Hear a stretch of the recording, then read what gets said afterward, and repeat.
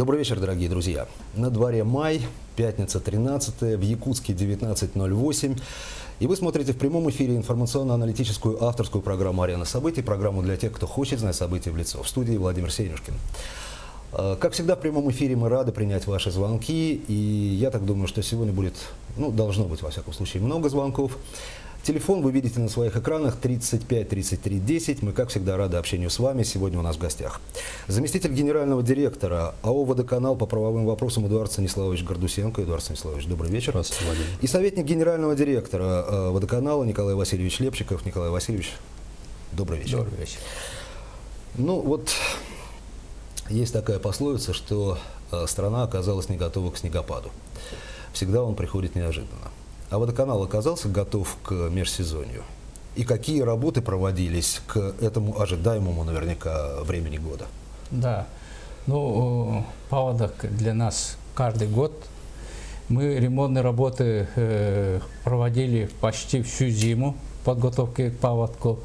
Какие работы выполнены? Мы за зиму 4 уголовника заменили. Это водолазные работы под водой в зимнее время. Новые уголовники с нового материала. За зиму заменили 4 насоса новых котлований. Мы так называем береговой колодец водозабора. Такого никогда не было, чтобы мы одновременно все 4 насоса заменяли. Новые. Раньше ремонтировали, капитальный ремонт делали и так далее. Нынче заменили. Подготовили новую плавучую насосную станцию. Это в связи с тем, что у нас водозаборное сооружение, производительность недостаточная для того, чтобы полностью в объемном выражении удовлетворить нужды города. Последние 2-3 года, если говорить, то что сделано? Если последние 2-3 года взять, то мы еще установили новые установки ультрафиолетового облучения. Это для того, чтобы с воды убрать вирусы. Хлорирование убирает с воды только бактерии. Сегодня, допустим, мы и обеззараживаем жидким хлором, и обеззараживание облучением. То есть сегодня вода, хотя мы говорим, она тоже не соответствует санпину, но в бактериологическом отношении она безопасная. Николай Васильевич, и, кстати, телезрителям это тоже будет наверняка интересно. Я сегодня, готовясь к программе, разговаривал с врачами-стоматологами в том числе. И они сделали такие свои рекомендации, потому что на зубы эта вода все-таки влияет. Почистил зубы, не полоскать после этого рот этой водой, а полоскать бутилированной или, собственно говоря, прокипяченной, отфильтрованной. Но вы говорите, что бактерий нет. А по каким свойствам она сейчас отличается от обычной воды? От ГОСТовской по требований вода сегодня не соответствует по светности и по мутности. Если объяснить простыми словами, светность это на свет сейчас мы видим без всяких приборов, что она желтоватого цвета. Норматив требует, она измеряется в градусах, норматив требует 20 градусов, а у нас сегодня анализы показывают, что около 90 градусов. То есть более 4 раз. 4 раза. Да, больше. Но мутность это в миллиграммах на литр, она измеряется, она показывает, насколько имеется взвешенных веществ в чистой воде, в объеме воды. И она тоже нормируется, не более 1,5 миллиграмма на литр должно быть. А на сегодняшний день у нас более 4 миллиграммов на литр присутствует вода. Это известные вещества, простыми словами сказать, это частицы глины. Давайте с вами поговорим о самом главном. И я так думаю, что до рекламной паузы мы успеем посмотреть один из заготовленных нами фрагментов. Будьте добры, поставьте, пожалуйста. В этом году положительное для горожан решение суда есть. Да. И сейчас мы уже на следующей неделе вначале открываем приемную, где будет работать юрист Народного фронта, который будет бесплатно оказывать людям поддержку, то есть готовить для них исковые заявления, все необходимые документации по возмещению средств не только за 2015 год, но и за 2013 год, потому что там также есть решение суда. В среднем на обычную семью это будет порядка 10-11 тысяч рублей возмещения, причем живыми деньгами. Да.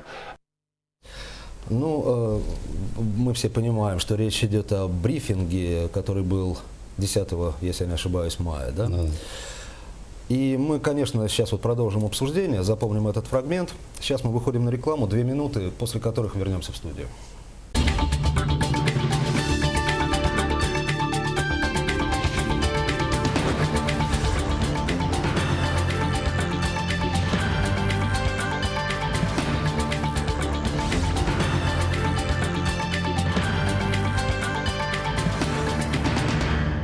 Мы вновь в студии, вновь в эфире. Я напоминаю, что сегодня у нас в гостях заместитель генерального директора АО «Водоканал» по правовым вопросам Эдуард Гордусенко и советник генерального директора этой компании Николай Лепчиков. У нас есть звонок, который поступил, когда была реклама. Будьте добры, вы в эфире, представьтесь, пожалуйста, и нашим гостям задавайте вопрос. Здравствуйте. Здравствуйте. Здравствуйте. Меня зовут Марк. У меня такой интерес. Вот у меня мать проживает в поселке Макар. Там как бы в это болото включают колонки, а водоснабжение идет с водоканала. Там так нам сказал председатель. И в этом году он каким-то образом начислил нам 3000 за подключение, хотя в том году было 1500 подключения вода. И он сказал, что вот это все идет с водоканала, цены вот эти устанавливают, водоканал. На каком основании, как мы понимаем?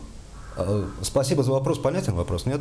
Поселок Марха, вода с колонки, но колонка от водоканала. Да.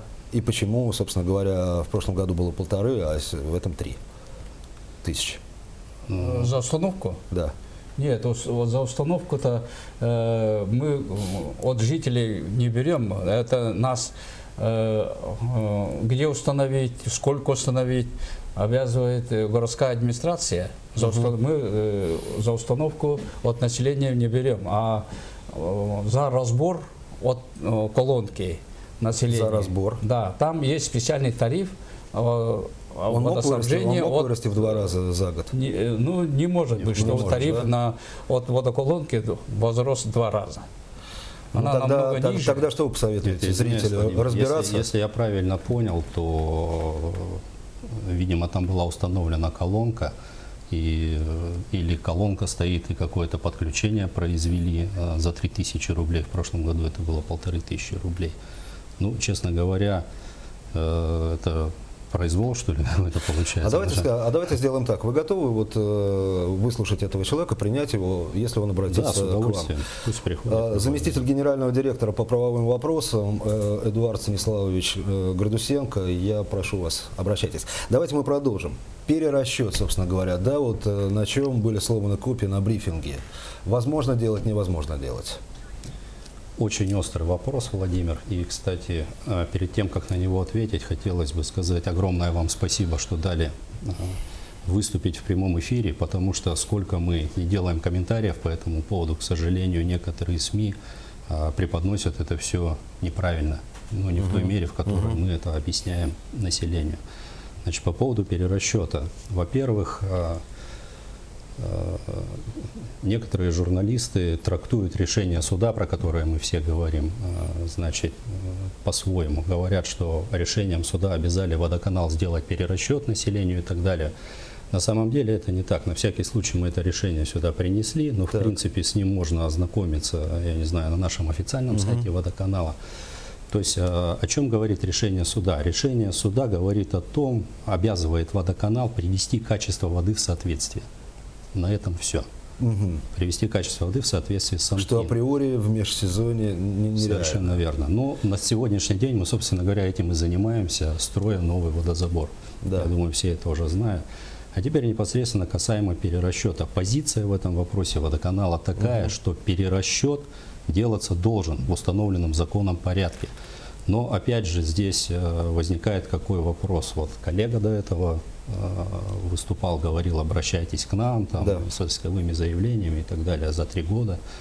Вот. Мы вот смотрим тоже в интернете, люди между собой общаются, по сути не понимают, куда обращаться, куда надо идти, звонят нам и так далее. То есть я считаю, что в первую очередь нужно разъяснить порядок, как это делается для населения. Значит, поэтому любой гражданин, он вправе обратиться в свою управляющую компанию, либо в ТСЖ за произведением перерасчета за некачественно поставленную услугу. Ну, в зависимости от выбранного способа управления. Если дом находится на прямом способе управления, то, соответственно, он должен обратиться с таким заявлением непосредственно в водоканал. Понятно. Туда, куда поступило заявление, в какую организацию, организация уже решает, делать перерасчет, не делать В перерасчет. случае, если организация В каждом не делает, индивидуальном случае. гражданин может, Да. имеет право обращаться Да, в есть суд. много на самом деле. нюансов. Например, некоторые фонды есть, в которых в домах установлены, например, фильтрующие элементы, фильтры. Давайте мы продолжим про этот разговор. Еще один звонок примем, который необходимо принять. Будьте добры, представьтесь, пожалуйста, из какого вы города, и ваш вопрос к гостям. Здравствуйте. Я из города Якутска, Да. проживаю в доме по Новоникольском. Значит, у меня вот такой вот, сказали, что вода не соответствует только по цветности и остальные все параметры в норме. Вода идет просохшая из крана, ее пить нельзя. Даже после кипячения ужасно началась рвота у семьи. У нас покупать дистиллированную воду мы тоже не можем по медицинским показаниям, потому что там может попасть грибковая какая-то инфекция, что может вызвать у нас аллергию, склонность к аллергии на данные, значит, может быть. И что делать? Какую воду пить тогда? Вы сами какую воду пьете? Что нам делать? Как людям жить тогда? То есть, это идет? то есть правильно ли я понимаю, что не только цветность и мутность, но еще какие-то характеристики, которые не позволяют даже Это после кипячения не проходят. после кипячения? Спасибо за вопрос. Ну, видимо, вопрос в мой адрес. Я лично у себя установил в кухне фильтр. И фильтрованную воду, эту же воду фильтруя, потребляю пищи. А в остальном, ну, допустим, в хозяйстве человек не только пьет воду, но и в хозяйственных нуждах потребляет это самое. Ну, в туалете или полы мыть и так далее, значит, все равно идет пользование этой водой. Но если эту воду никак организм не приемлет, то, конечно, остается или хороший фильтр подобрать для себя, или фильтрованную воду, бутилированная вода, она фильтрованная. Но фильтр не всякий, потому что там еще и от размеров даже этого фильтра зависит. Вот маленькие, они, как правило, ничего. Ну, масса фильтров на рынке. Конечно, надо обратиться к специалистам, которые бы консультировали, какой фильтр удобно в наших условиях. Я, допустим, лично уже несколько десятков лет пользуюсь этой фильтром, и при, допустим, частном обращении мог бы каждый фильтр дать характеристику. Хорошо, давайте примем сейчас еще один звонок. Будьте добры, представьтесь, пожалуйста, вы в эфире, из какого вы города, и ваш вопрос гостям. Алло, добрый вечер. Добрый вечер. Мы вот Марха, кирзавод экспериментальная 7А. У нас зимой горячая вода есть, но вот техническая, да, у нас дом благоустроенный, а вот холодной воды нету. Когда эта холодная вода у нас будет? Ну, хотя бы вот летом давали бы. А у вас круглый год горячая только? А горячая вода не круглый год, вот сейчас они отключат, да, вот где-то 15 мая. У нас вообще воды нету, и горячей, и холодной воды. Я скажу. Понятно. Ну, в Марке мы в курсе, значит, водопотребление идет от системы отопления. Там отдельной водопроводной трубы к жилым домам не подведена. Поэтому вот предыдущие годы нас давали задание или поручение нашей организации, что давайте через систему отопления подключите холодную воду, подачу холодной воды. Ну, насколько я знаю, значит, там проложена по магистральным теплотрассе, значит, трубопровод холодной воды. Проложен сейчас, уже? Да, проложен. Сейчас, насколько я знаю, осталось проложить в внутриквартальных сетях трубы. Вы скажите сроки. Мы эту работу не производим, это другие имеют поручение на это. Да. Другие организации. Да. Ну, вообще по функционально, значит, мы обязаны подавать холодное водоснабжение только там, где имеются отдельные трубы. Но коль уж население вот так из года в год раньше, значит, потребляло, последние десятилетия через систему отопления, то и в этом году имеется поручение, что давайте, значит, Марху подключить. Но мы сейчас должны будем в мае месяце, значит, провести кампанию по заключению договоров на поставку, ну и организовать подачу. Но хотели бы, чтобы там администрация Мархи и городская администрация, и там сети тепловые, МУП теплоэнергии как-то определились, значит, но хотя бы поэтапно идти на то, чтобы проложить трубы холодного водоснабжения отдельно для каждого дома. Ну, то есть, в общем, да, то есть это вполне реально. Да, технически это реально. Это реально, и пройдет какое-то время, я надеюсь, небольшое, когда Марха перестанет испытывать такие неудобства. Они Хорошо, продолжим. Если все граждане, вернемся к нашему вопросу, решат все-таки подать в суд исковые заявления, что это будет тогда, да, и как это будет происходить? Эдуард Станиславович. Вопрос понятен, да, Владимир.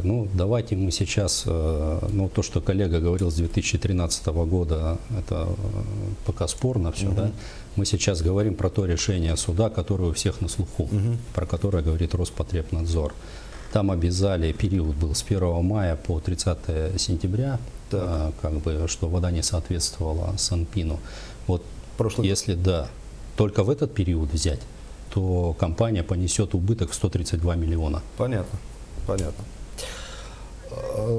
Но разве они через управляющую компанию только иски подавать, получается? Нет, почему? Я перед вы же этим, сказали, я весь порядок объяснил, как делается. Хорошо. Вот вы же понимаете, от чего все это, да? От того, что прозвучало буквально из ваших уст, Эдуард Станиславович. Если предприятие не может исполнить обязательства по поставке качественной воды, а мы априори не можем этого сделать в паводковый период, то оно вправе приостановить данную услугу. Давайте скажем, что этого не будет. Нет. Это просто я говорил о том, что закон новый, который вышел о водоснабжении и водоотведении, 21 статьей, 30 секунд до конца. Он предусмотрел, что, значит, предприятие при существенном ухудшении качества воды вправе приостановить эту подачу. Но этого никогда не будет. Все, я добился того, что хотел. Спасибо вам большое за то, что пришли сегодня к нам в эфир. Знаете, я хочу только сказать, что человек не может засмеяться, пощекотав самого себя. Вода не сможет стать самостоятельно прозрачной. Всего вам хорошего.